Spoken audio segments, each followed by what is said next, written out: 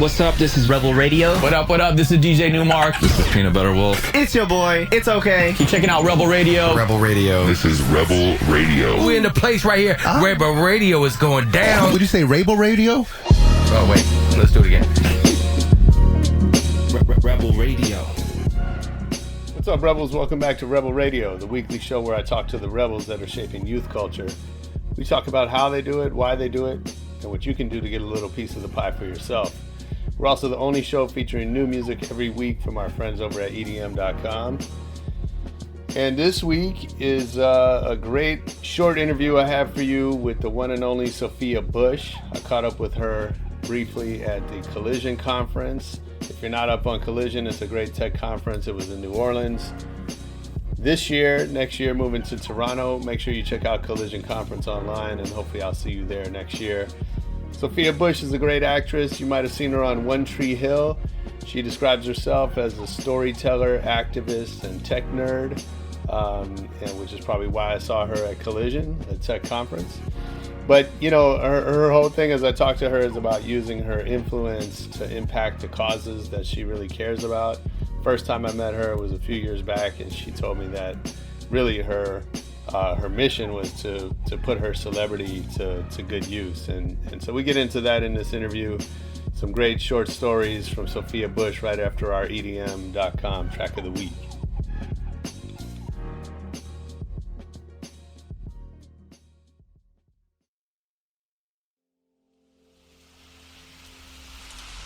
Every time that I see your face, it always makes me smile.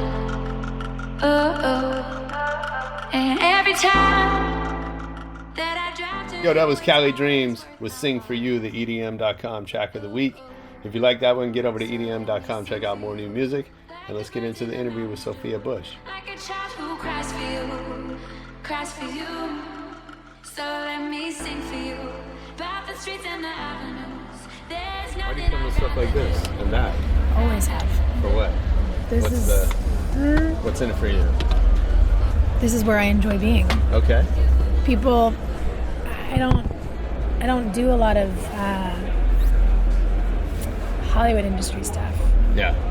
I find inspiration and creative motivation in spaces like this. You know, I love storytelling because I think that it's a really incredible way to access people, to open people's eyes, to create empathetic learning.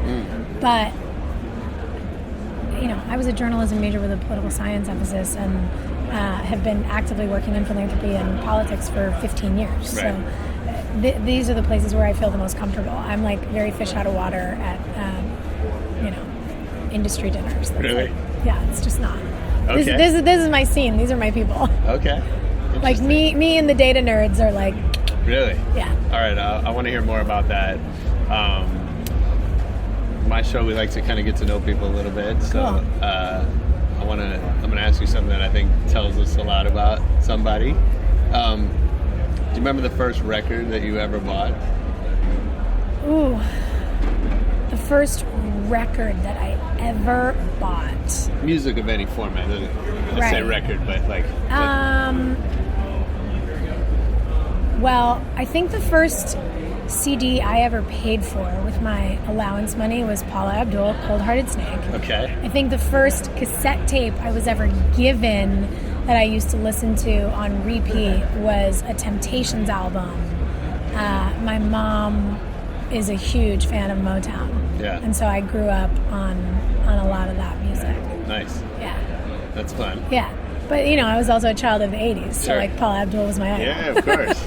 Nothing wrong with that. Yeah. And what else? I'm trying to think. Early tapes, I wore out the... Was it CNC Music Factory? They did that Technotronic album. Sure. I wore that out. I was really into, like, Tupac, Biggie, Prodigy. Okay. Pretty eclectic. Yeah, very, very eclectic. And then, like, my dad and I always, when we'd go on, like, little father-daughter days, we'd always listen to the Eagles albums on repeat. So I'm very broad spectrum with music still, even Nice. today. Yeah. Yeah. And then I know you started acting as a kid. Yeah. In high school, I started Right. doing theater. Okay. In school, I had an arts requirement that I thought was really obnoxious and going to get in the way of my my playing volleyball. No one had told me I was really too short to be a great volleyball player, so it probably worked out for the best. But yeah, I fell in love with plays because they had this sort of almost summer camp aspect, but also was loaded with these big teaching moments and these sort of aha ideas that I always really responded well to. And so by my senior year, I told my parents I wasn't planning on going to medical school anymore. I was going to go to a theater conservatory. They were obviously horrified. Sure. But then I got into a bunch and decided to do that.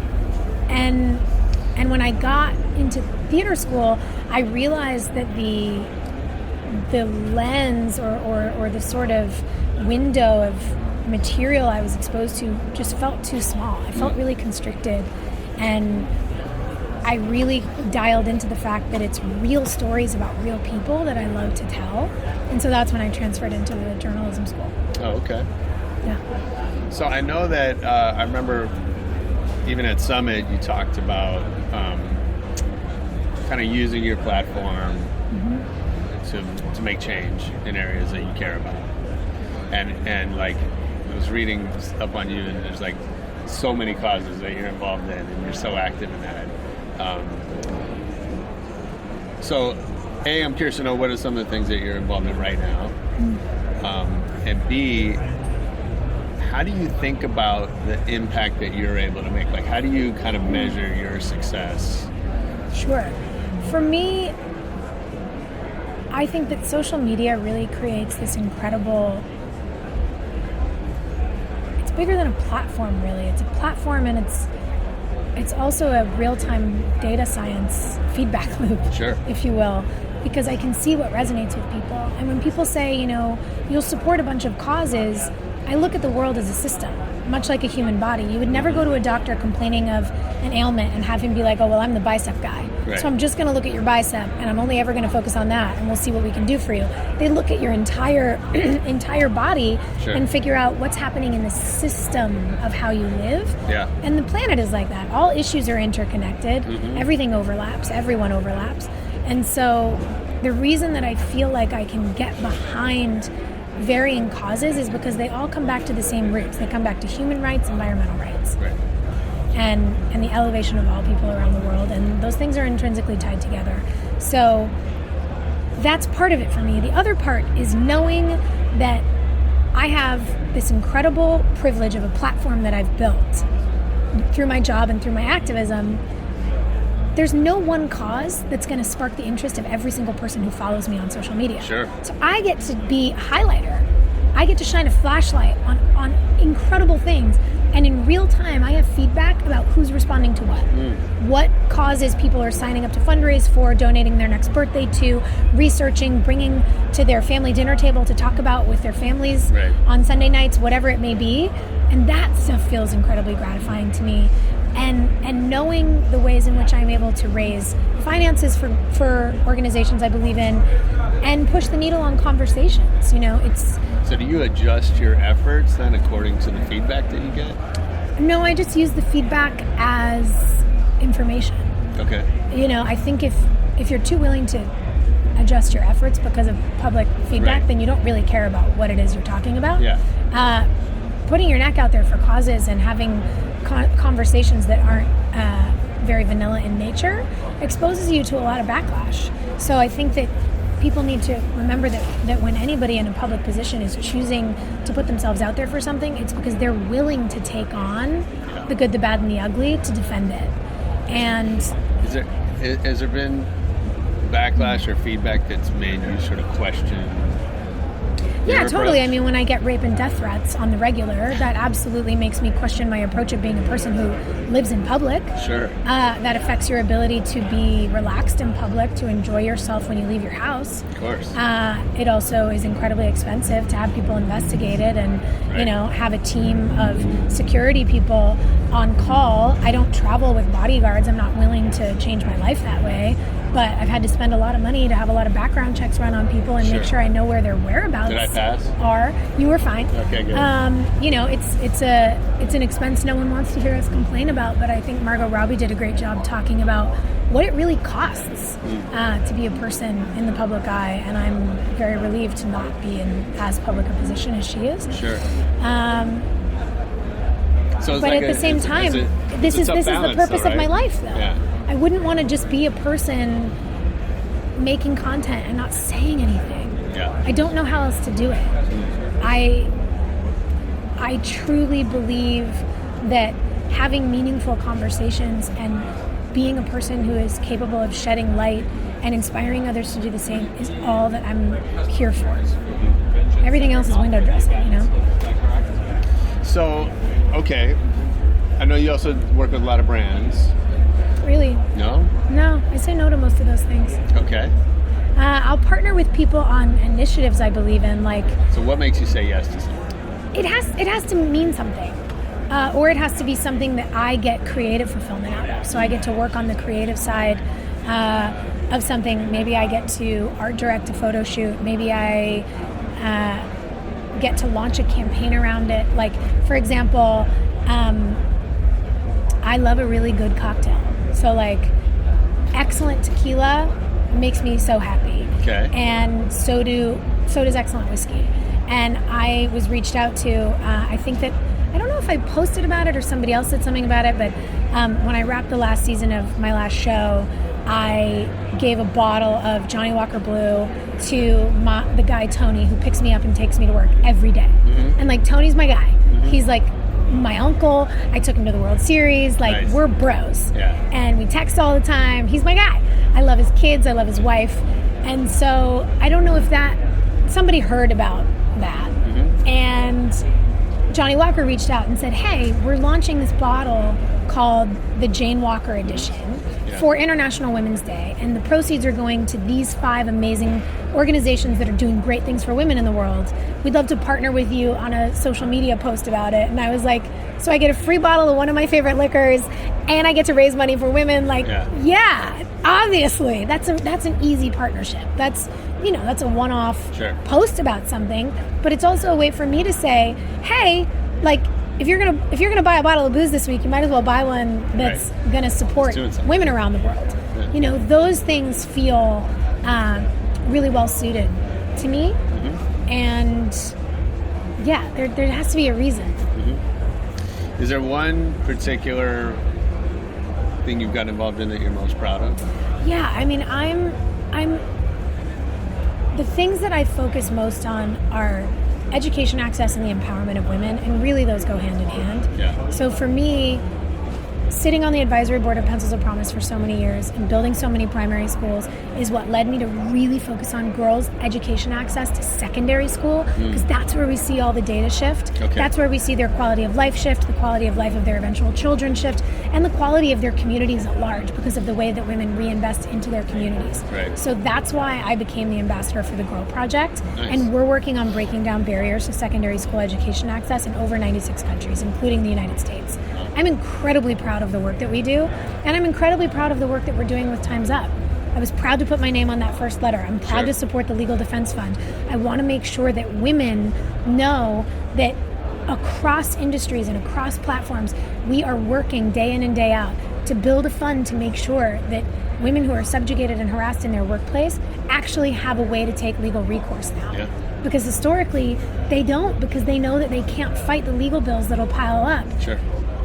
That the multi-million, billion-dollar companies that they work for are easily able to pay. So that feels like a big purpose as well. And that's a shift that benefits not only women, but men too. Mm-hmm. Absolutely. So yeah, I'm excited about those things. Nice. What's next? Well, I'm developing over at 20th Century, which is really exciting. Cool. I will executive produce my next project, which will be great. Wow. Put my boss lady pants on. Yeah. And I have a couple things in the works. I have a scripted series in the works over there. I'm toying with some animated stuff. I just did a voice in Incredibles 2, and I love animation so much that I'd really love to also helm an animated show. And I'm working on a documentary series about a group of really badass women that I'm excited for the world to see. Cool. Yeah. Nice. Good things. I have a couple super fast questions Okay. that we end with. If I worked for you, what would I hear you say over and over? Are you fucking kidding me? Into my phone, and it's reactions to the news every single day.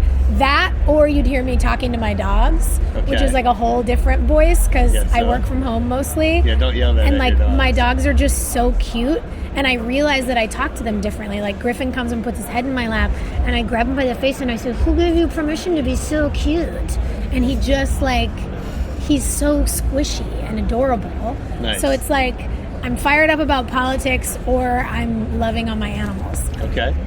What book has had the biggest impact on you? Ooh, oh, that's so hard. That's like asking somebody to pick their favorite CD ever. What's the last book that's meant a lot to you? I'm reading a collection of poems by Tracy K. Smith right now. Okay. She's a poet laureate. She's an incredible author. And just the way that she speaks and the way that she's able to weave these stories that are hyper relatable to anybody who reads them, but also so clearly elevate the experience of women of color. I think it's such an important thing when we talk about being activists, when we talk about being feminists, when we talk about any of the sort of advocacy work that we're doing, that our work is intersectional and that we are highlighting and elevating the voices of all women and also of all men, really. You know, intersectional activism should Sure. cross gender barriers as well. Absolutely. So for me, I'm making a very conscious effort to dive more into the works of women who I admire, of, you know, any color, any gender preference. Yeah. And I'm swooning through her pages. That's cool. Yeah. What movie have you seen the most in your life? Oh, what movie have I seen the most in my life? As a child, The Princess Bride and Flight of the Navigator. Nice. As a high school student, probably Bring It On and Empire Records. Okay. And I love Gabrielle Union forever and ever. Of course. And as an adult,